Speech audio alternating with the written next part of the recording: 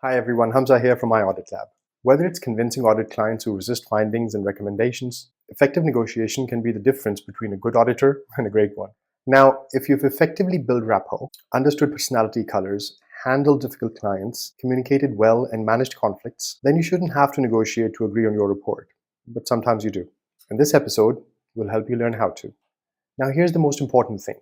Negotiation for auditors is not about winning. It's about building alignment and helping your auditees see the value of your recommendations. It has to be a win-win, always. Let's begin with the story of negotiations in a financial services firm, which was integrating a new customer management platform to centralize sensitive customer data. Mid-level employees who didn't need access to certain customer information could still see it. This vulnerability posed a significant risk of data breach and reputational damage. Our obvious recommendation was to implement a role-based access in order to limit visibility according to job function. However, Leon, the head of customer relations, felt it would slow the project implementation, and frequently switching access on and off would add unnecessary red tape. So the audit team reframed the issue around client trust, because that is what Leon valued the most. We emphasized that assuring client around privacy would differentiate the firm in the market, while lagging behind on it could impact new business growth. We recommended a phased approach, implementing a role-based approach to high-value customers to start with, followed by the same for other clients as the process changes settled.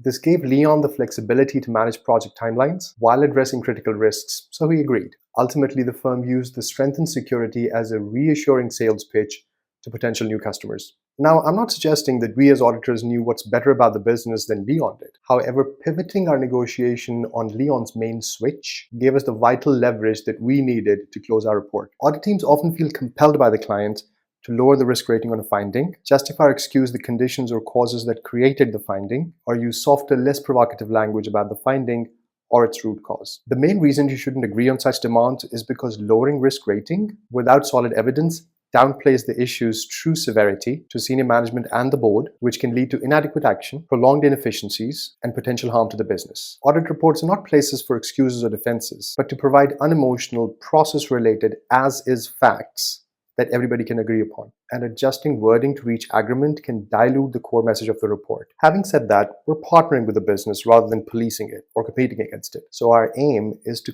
collaboratively make practical, value-added recommendations. So in exceptional circumstances, if the management provides solid evidence that warrants adjusting the risk rating or wording to reflect the client's perspective or design the message to feel less damning, then I don't mind considering it as long as the agreed recommendations will sufficiently address the risk with the required level of urgency, because our ultimate aim is the process change and not the means to that end. Here's a few techniques for effective negotiations. Good negotiation starts with solid planning. Before going into a meeting, make sure you fully understand the impact of your recommendations and the potential challenges that the client may present, and that your findings and risk ratings are solid. Let the auditee fully voice their concerns without interruption. Remember, they're often under pressures that we don't see. By understanding their viewpoint, we can better tailor our findings and recommendations to address their concerns. Before diving into technicalities, align on shared concerns. Think beyond the finding itself. Ask what is in it for them. In Leon's case, it was about client trust. For other auditees, it might be efficiency, reputation, or long-term savings. Rather than emphasizing what needs fixing,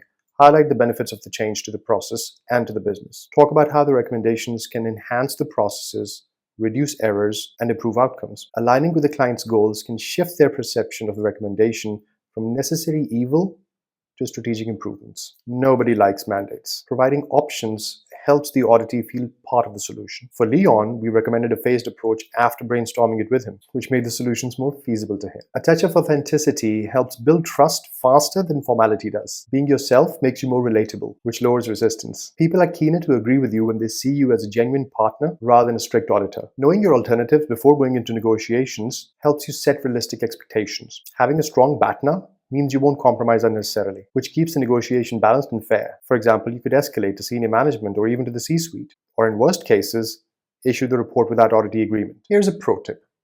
Now, I know this is going to fly in the face of academic principles, but I'm going to share it with you anyways because it's the real life. Think 80-20. If you can fix 80% of the critical issues you've identified and miss out on 20% of your less critical ones, that's not a bad deal. Use your low-risk issues as bargaining chips. In case of an issue-loaded heavy report, offer to drop a couple of low-priority issues and make the report lighter in return for agreeing on the high-risk recommendations. Do it with a poker face.